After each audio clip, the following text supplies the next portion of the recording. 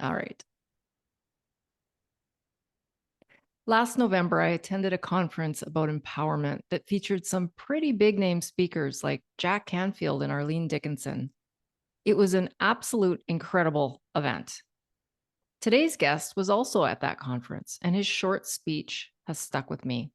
In fact, his words impacted me more than anyone else's at the conference, and I knew that I wanted to share his message with you too. Welcome to the show, Trevor. Thank you so much. I'm honored to be here. And yeah, what touching, kind words to say. Thank you. All truth, all truth. So, about 12 years ago, you found yourself on the bathroom floor with some pretty dark thoughts. Can you take us back to that time and tell us what was going on? Yeah, I certainly can. It will be 13 years in May, May 16th, actually. I know the day. I couldn't tell you the time. When I shared on that, it was a time in my life where I had accomplished a lot, and I had, everything that people believe they want or need to be happy. I had a beautiful wife and kid. I'd been married for a long time. I'm close with my parents and my siblings. I had a strong friend network, and I was a part of a very successful business. But all that stuff had started to unravel on me at a time where I had financially had become quite stable as well. We had sold a big part of a business that I co-founded, and so at that time things started to disintegrate in my life, and I ended up separated from my wife and in this fancy condo where I woke up on the bathroom floor that morning with an almost overwhelming desire to end my life. And the reality is, for years, it had been leading up to that point, and I had always kept everything inside of me. If you met me at that time, I was super positive, and if you asked me how I was doing, I would say good, great, or awesome, which I still do today. But that morning when I woke up on the floor, I can still tell you, almost 13 years ago, the color of the tile. Like, I can tell you the specs in the tile. I lived there for 10 weeks. I can tell you the color of the sink, of the countertop. I can tell you every single detail about that bathroom. And I woke up on the bathroom floor and I was starting to cry. And I had made a commitment about 20 years earlier that I was never going to have an emotional breakdown again, because I had gone through a really bad breakup. And my heart had gotten broken. And ironically, I was laying on the bathroom floor for what seemed like an entire day. It was probably 5 hours crying. And I got up and I looked in the mirror and washed my face and said, I am never going to let me have somebody make me feel this way again. And so I was starting to cry, and I got up and was washing my face because I was like, I am not going to cry. And I think for the first time in my life, certainly my adult life, I saw myself in the mirror. My eyes connected with my eyes. So, I'm just so curious why you were so hesitant to be honest with people. I think, in what you've told me before, even leading up to finally meeting with a psychiatrist, you're even lying to him. Why that? Yeah. Why that hesitation? Well, I've reflected on it a lot, and so I believe it's this, Lisa. As a man and as a person who grew up the way I grew up, and I think many of us do grow up the same way. I was never taught how to process my emotions. We never talked about emotions in my family. I learned a lot of amazing things from my family and from my dad, like work ethic and responsibility and accountability. And it didn't matter. We grew up on a farm. We had cows and chickens and pigs and grain, and it didn't matter how I felt. You had to get up in the morning and feed the animals. Like I recognize that now. And so I grew up being this guy who had this image of what I was supposed to be. I was supposed to be strong, and I was supposed to be support my family. And those were just sort of absolutes. And what I never learned was that I was also a human being. And I was so afraid of everything. I was so afraid of judgment. I felt so insecure. I felt so inadequate. And I never wanted anybody to know that. I thought I would be judged, and I thought I'd be judged negatively, certainly as a man.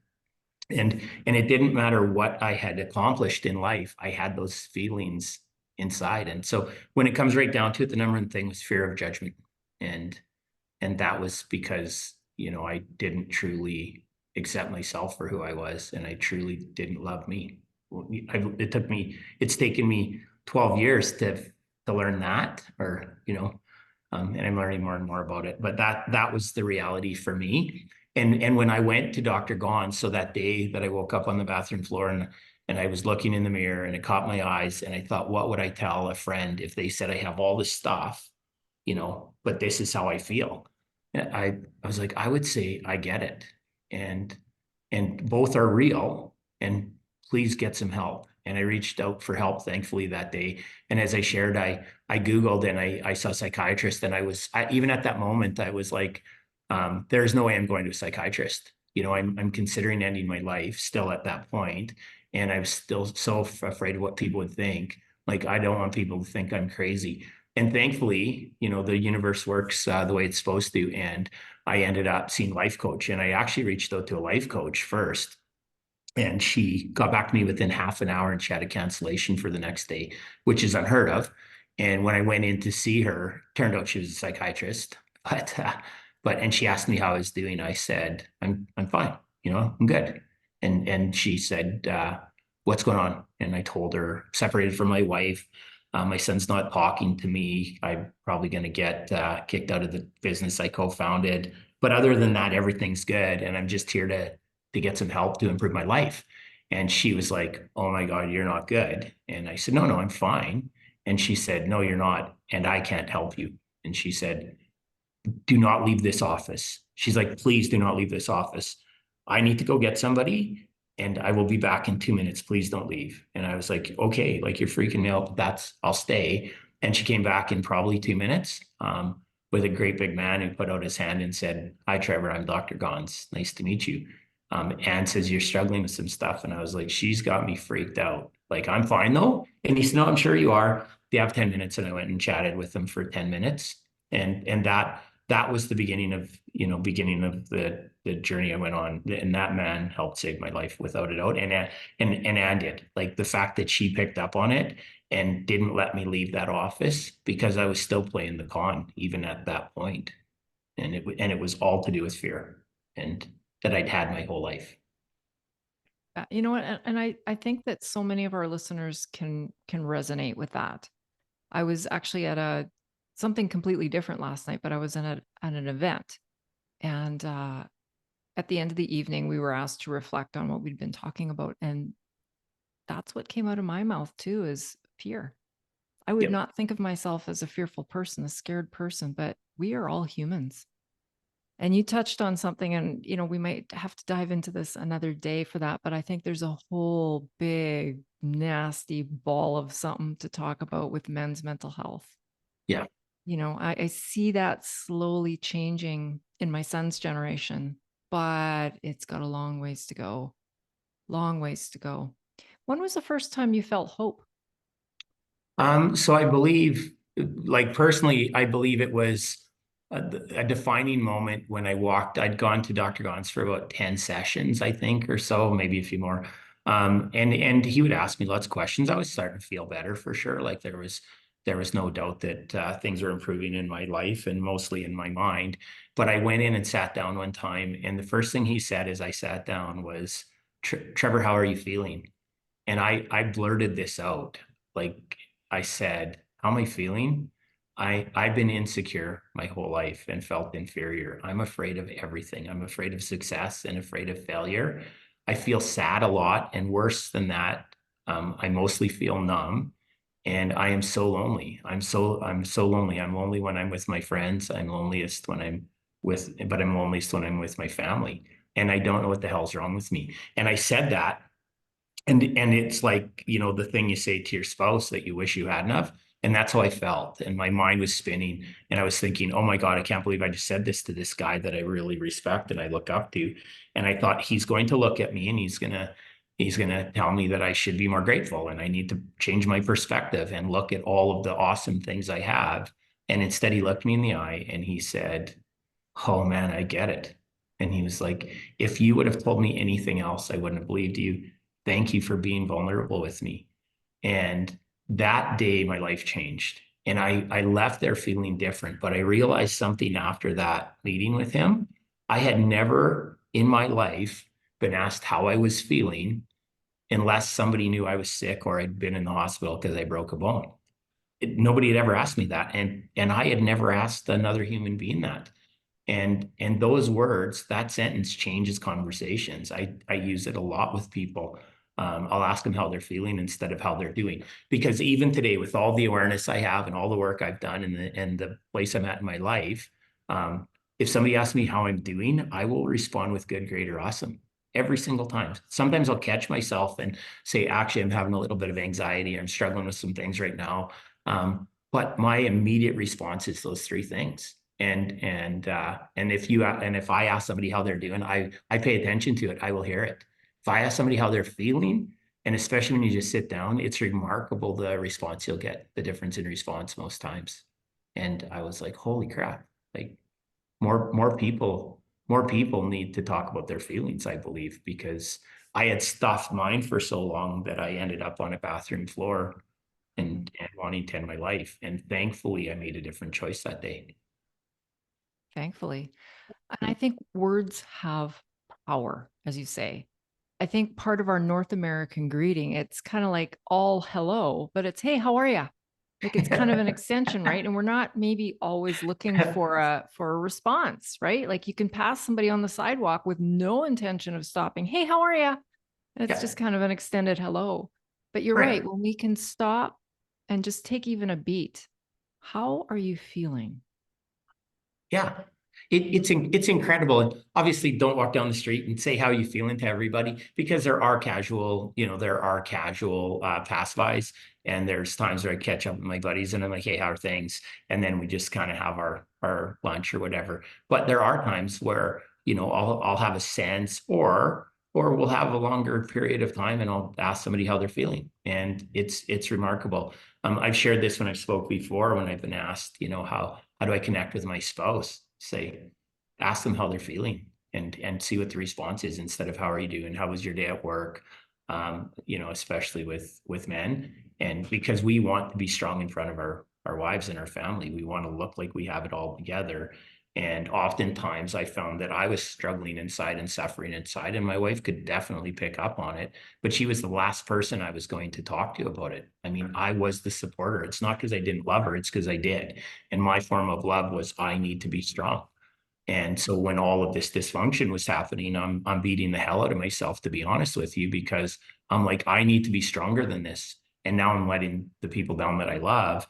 And then I became my own worst enemy. I beat myself to death over all the things that I wasn't doing and wasn't being. And I had a mentor one time say to me, are you finally tired of being beat up? And I'm like, oh my God, yes. He said, good, then put down the bat, Trevor. I was like, wow. Like, Yeah, and uh, that's and so often we beat ourselves up way more than others do. At Reconnect, I just spoke and I did a keynote there, and I shared about a poem that I wrote and why I wrote it, and it was about a fellow that I knew that passed away, and he was young and he had a lot of issues with addiction and stuff. And that's how I actually had met him, working with him on some of that.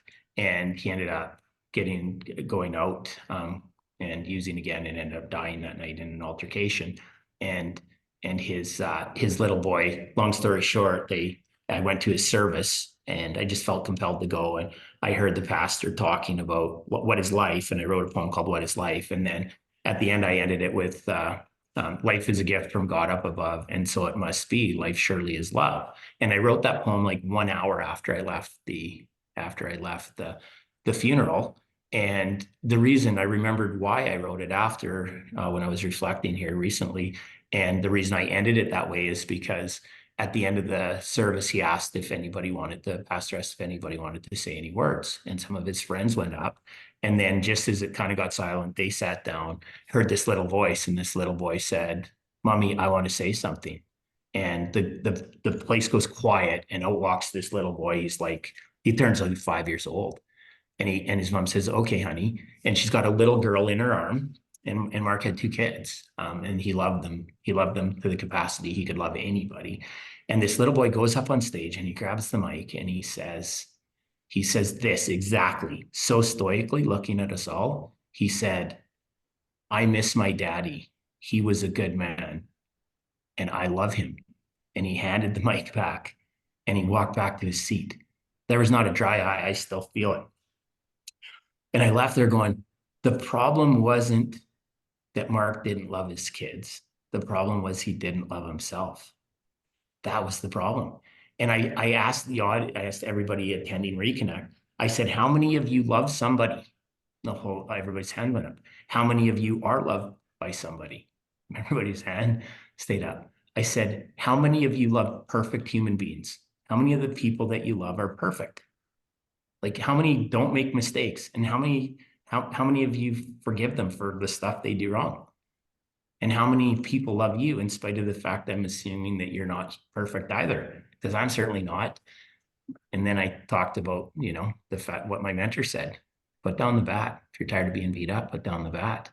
We love others more than we love ourselves. And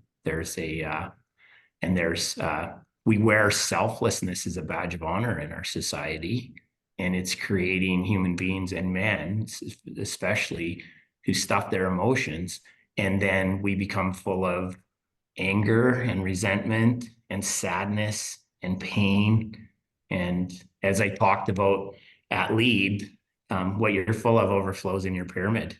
And for me, it was oftentimes sadness and despair or nothing, which was as bad, because now I'm in all my family's champagne glass pyramid, and now they're all trying to fill my glass up with stuff. So everybody has to work harder. Everybody has to do more. And eventually everybody runs out of champagne. Like the Actually, emotions that just flow. sorry, I didn't mean to interrupt you there. No, that's Can fine. you actually go back for our listeners and explain what the Champagne Tower is? Because I think that is just such an excellent analogy. Yeah. So when I went to Dr. Gons, he had asked me to come in and make a list of my priorities. And I came in and I had my wife and my son, and I was back with Renee by that time, and my mom and my dad, my sisters and family, and work was in there and some other things. I think I had about 20 things on the list. And he'd always said to me, you can't give what you don't have. And he's trying to get me to understand this. And he's talking about money and different things in business. But he's really talking about emotions. And I wasn't getting it. So I come in with this list of priorities and I hand it to him. And he says, that's a great list, Trev. But where are you on it? And I was like, well, I'm kind of everywhere. And he said, well, fair enough. Humor me, add your name. So I put my name just above work. And the only reason I did was because I'm like, this is a trap. If I put myself below work, he's going to call me out on it. And I knew that, and I wanted to get an A. But I actually believed it. I thought what I provide to the people I love, like everybody above work, is financial stability. I can provide for them. It's a way of protecting them. And so anyway, I put myself just above work and I hand the list back to him. And he says, that's interesting. Why didn't you put yourself at the top of the list? And I said, I am not a narcissist. Who would put themselves at the top of the list? And he saw it and he said, yeah, well, that's the problem with human beings, Trev. He said, we very few people put themselves on the list. And even the ones that do rarely put themselves at the top. And then he said, have you ever saw a champagne glass pyramid where they pour the champagne and it flows perfectly to all the other levels to empty the bottle? And I'm like, yeah. And he said, have you ever saw them fill it from the bottom up? And I was like, no. He said, I want you to close your eyes and visualize this and tell me what you see. And I said, well, I close my eyes and say, well, it's going to take more champagne. It's going to be inefficient. It's going to spill on the side. So the glasses are going to be sticky and there's going to be a mess on the table. And he said, exactly. And that's how you're living your life. He said, your champagne glass pyramid is your priorities. Your priorities make up that pyramid. So there's you, your wife and your son, your mom and your dad and your sisters, all the way down. That's your champagne glass pyramid. And he said, you have your own pyramid and your wife has her own and your son has his own and your mom has her own. And dad has his own, and you fit into each other's, and what you're full of overflows. You've been trying to fill your pyramid from the bottom up, but you're out of champagne and you're making a mess. You're making a mess of your life and their life. Your champagne's messy. He said, go and start to do things that are healthy for you to fill yourself up with forgiveness and acceptance and patience and love. And that's what's going to overflow. And that analogy changed my life. He gave me permission to be selfishly selfless, to go and do things that are good for me so that I show up as the best version of myself in the relationships that matter most. Even on the days that I don't show up as good as I have on another day, when I do this, I'm showing up as the best version of myself that day. And it changed my life. It changed my wife's life. And we started to do things independently so that when we did things together, I use the mall analogy. My wife likes to go to the mall. And I heard this from Dr. Gons, and I went home that night and I was like, oh my God, like I got this thing. And Dr. Gons has told me that I need to start doing things that are good for me, and then it'll be good for you. And so I know I was going to go to the mall with you this weekend, but I changed, like, instead I'm going to go hiking with my buddy. And I mean, that wasn't popular. She was not happy about that. She's thinking I'm being selfish again because I worked all the time, like 300 days some years. And when I took time off, she wanted to do something, and I'd say I'd do something with her. But she had to endure this when I went to the mall with her. Every time I'd go there and I'd want to show up, I'd want to show up patient, but I wasn't. And I'd go there. I don't like the mall that much anyway, but I would walk between stores, and I'd get into the store, and I would literally be all smiles. And the ladies that were helping her would be like, you are so lucky to have a husband like him. Like, what a great guy. He's carrying your bag. And I'm smiling and talking to them. But in between stores, I was like a 5-year-old child. I'd be like, I'm hungry. I'm tired. This sucks. I want to go home. Can I go to my truck? I'll wait in the truck. And by the time we left, I ruined her experience. I took the joy out of the thing that she liked. And both of us went home miserable. And so I said, look, that's what you're going to get again. That's the reality, because that's how it is every single time. And I said, so how about this? You go to the mall with your sister. I'll go hang out with Sean, go for a hike, and then I'll meet you there in the afternoon. So I'll just take a couple hours. And I showed up, and it was remarkably different. I showed up, and I didn't like being at the mall any more than I did prior times, but I had patience, and I wanted to spend time with her, and I wanted to add value to her day, to her experience. And at the very least that day, I didn't take away from it. I'm not sure I added a lot of joy, but I certainly didn't take away from it for her. And we were like, holy crap, there's something to this, and it's the way we live our life now. We hear it all the time, but I think it is so true. And it ties in so nicely to your champagne analogy. But you cannot pour from an empty cup, right? Right. You can't give what you don't have. No, 100%. You 100%. just can't. So So, in all this time, all this growth, I mean, just the growth alone is staggering. But what has been your biggest aha moment? Like if you met somebody today who is really, really, really struggling, what would you say? I would say that no matter how much you love yourself more. And there's simple tools that you can use to do that. That I've learned more about that recently again. But I would say, um, don't be afraid to share how you're feeling, and in any area of your life. And if you give people permission to do the right thing, they will always do the right thing. And all we have to do is give them permission. And if you are feeling down, if you're feeling lost, if you're feeling lonely, there people actually want to help. They actually want to. And the other thing is, and I share this with people as I get to know them, you are not alone. And that's not a catchphrase. You truly aren't. And when I was going through this process, and I was doing, a lot of work on myself with some people that had gone before me, and I was getting together with these men that were older than me and talking about. I go in and talk about my life, and I'd share. Oftentimes it was like the day was tough and it sucked, and my wife is not nice to me, and it was a lot of that, right? I'd feel better when I left because I sort of vomited all the stuff that was in me, and I'd been going a long time to meet with these guys, and one day this person that I'm really close to, and he's a mentor of mine now, a giant in my life. He said to me, Trev, it's awesome that you come and share. Like, we love seeing you. And I'm like, hey, thanks, man. And he said, but I have some good news for you. And I was like, what's that? He said, you no longer have to suffer from terminal uniqueness. And I was like, ouch. Like, at the moment, it was hard. And he said, you come and you share, and you have a different wife and a different son and a different house and a different job, and you live in a different area of town. But at an emotional level, when you share about how you're feeling, every single one of us can identify, every one of us. And I went on a mission, Lisa, to prove this. I've traveled all over the world, and I've been on Kilimanjaro in Africa working with hanging out with people who work harder than anybody I know to pack bags up a mountain that's so hard to hike, and they get $15 a day. And I've had the privilege of spending time with the multi-billionaire that I got to know well, and everything in between, from school teachers to farmers to business people. And I started to ask some very similar questions when I was in Kilimanjaro, and I got to know the porters, and I'd go hang out with them, and I'd be like, there, you know, a lot of them are young, a lot of them aren't. I'd be like, hey, do you have any kids? And yeah, yeah. Do they drive you crazy? Like, do you ever get pissed at them? And it's like, yeah. Do you worry about them? Yeah. Why are you on this mountain doing this? Well, I want to give my family a better life. And if I do this, I can send my kid to school. And I'm like, are you married, or have you been, do you have a girlfriend? And so one guy's like, I had a girlfriend. Um, but she dumped me. Oh man, how'd that feel? It's like, oh, terrible.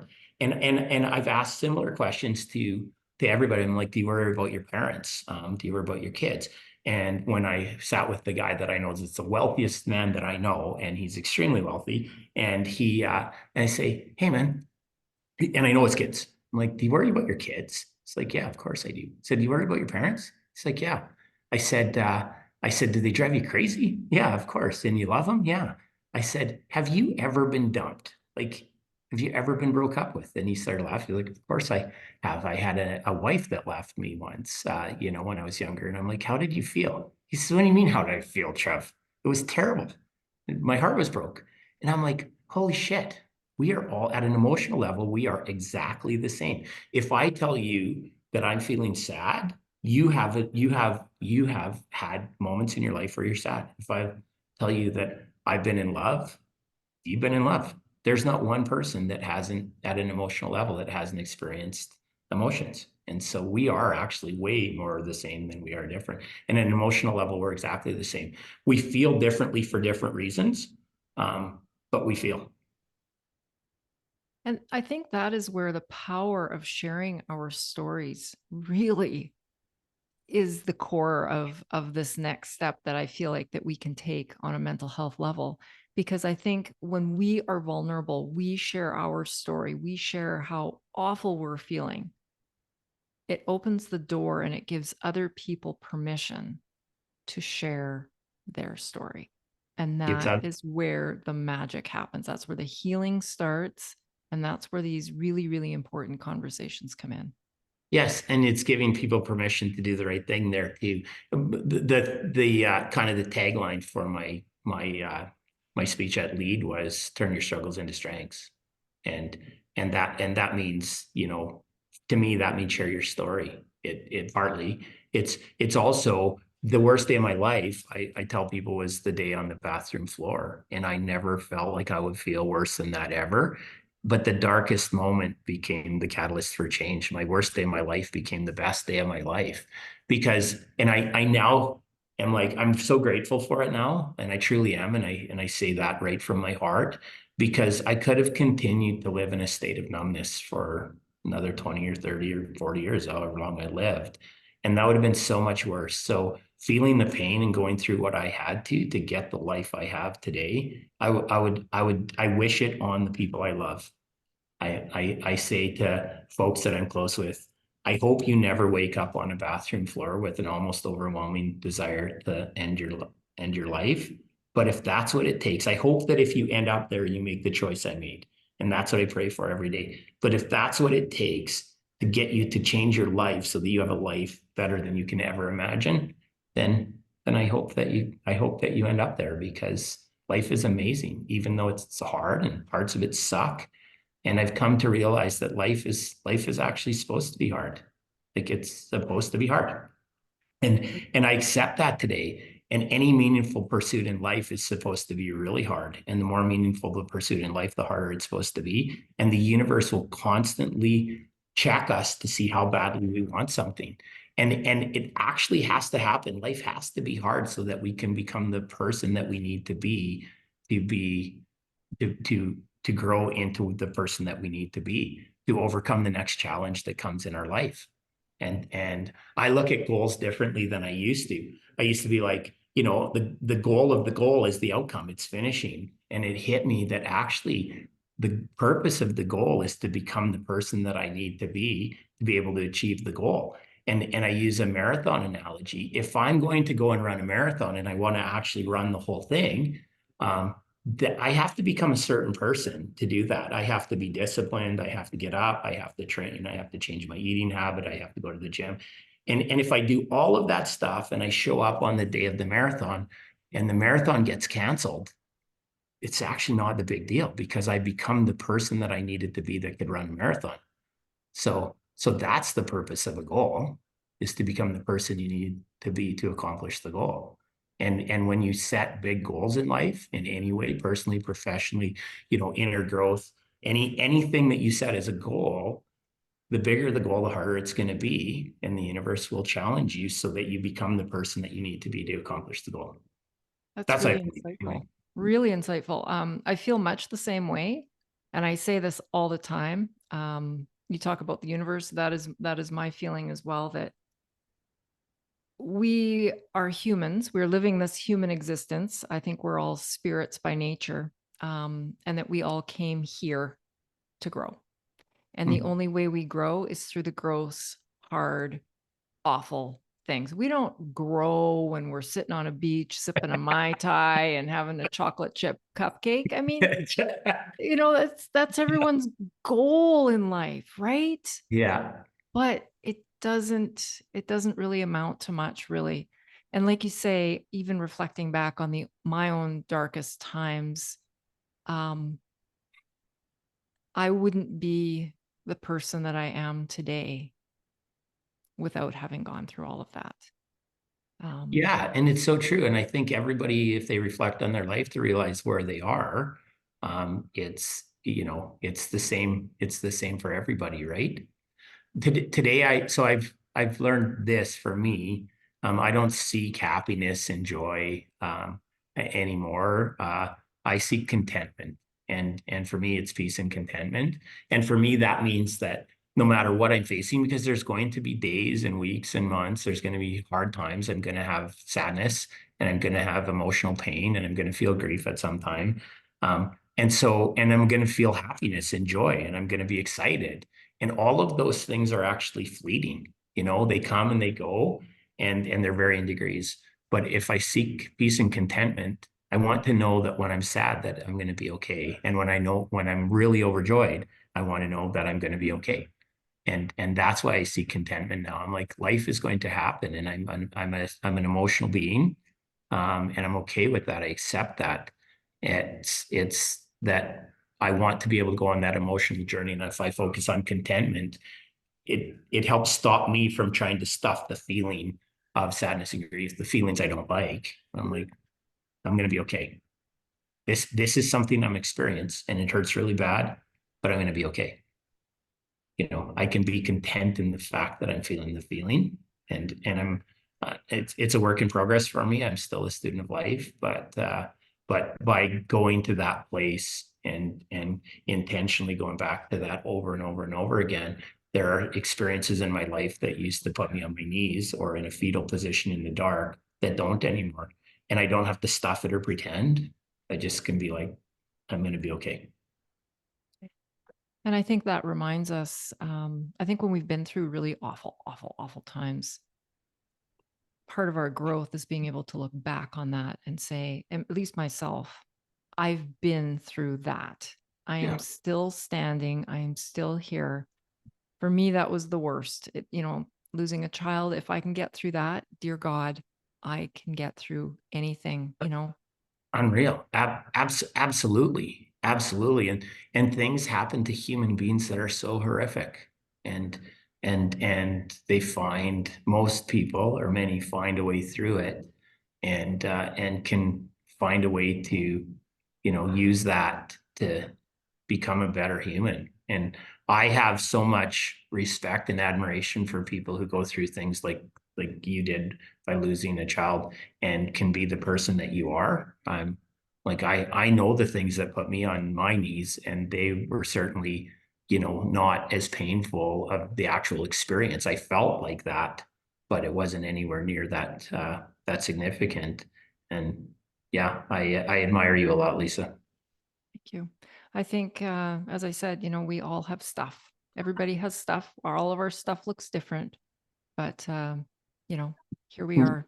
We when I watched this video and learned about life's supposed to be hard, and this lady just said it so eloquently to a women's basketball team, I think at Notre Dame, and she said the purpose of life is not to have an easy life.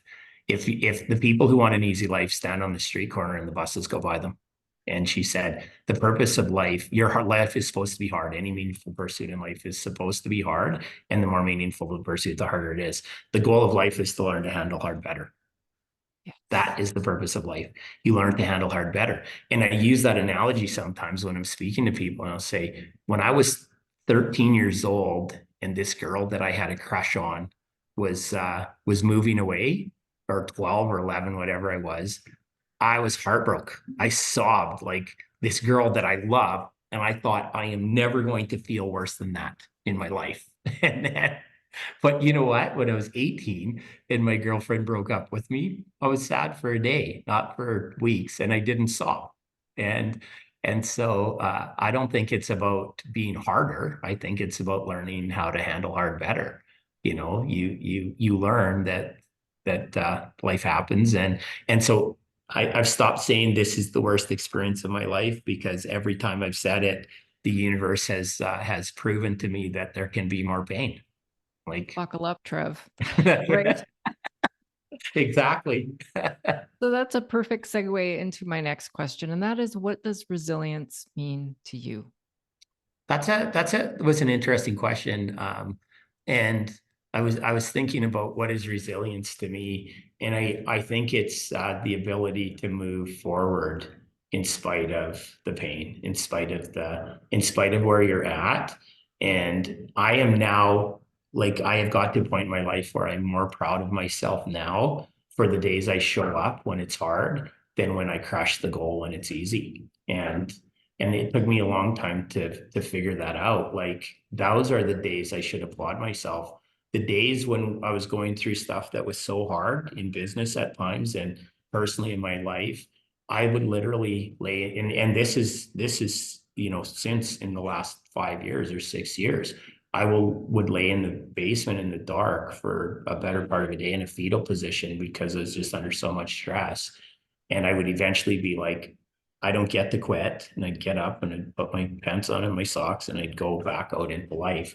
And that was resiliency for me. It's like, this is hard. And I don't know how I'm going to get through it, but I know I'm going to get through it. And I tell myself, I told our team that when we were going through a real bad financial time in SharePoint. And I mean, like close to bankruptcy. And I would be like, this is scary. This is our reality. We're in a lot of trouble. I don't know how we're going to get through it. And I'm scared, but I know we will. I know we will figure it out. And that's how I live my life now. I'm like, this is bad. It's scary. I'll give myself a few moments to feel it. I'll lay on the couch for a little while, and then I will say, it's time to get up. It's time to get up and go. I don't know how I'm going to get through it. I just know I will. And Very so, good. Yeah. yeah. Where can people find you? Whether they want you to come and speak or all of the great stuff that you've got going on? I like LinkedIn or Facebook is actually the easiest, and I do respond to every single person who sends me a note on either of those platforms.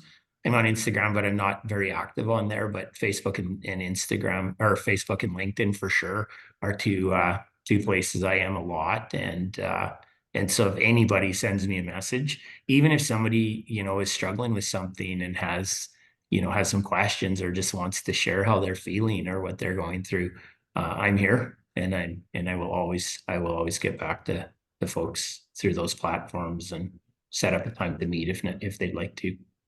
Sure, that's great. And I will put those links in the show notes as well for anybody who's listening. Trevor, your journey serves as an inspiration to all of us, reminding us of the strength and resilience of the human spirit. Thank you for your bravery and for shining a light on such an important topic. It's been an honor to have you as our guest. Oh, this has been so awesome. And again, thank you for reaching out to me. It really means a lot to me, Lisa, and for all your kind words. That's Absolutely. that's incredible. And I'm touched. Absolutely. My pleasure.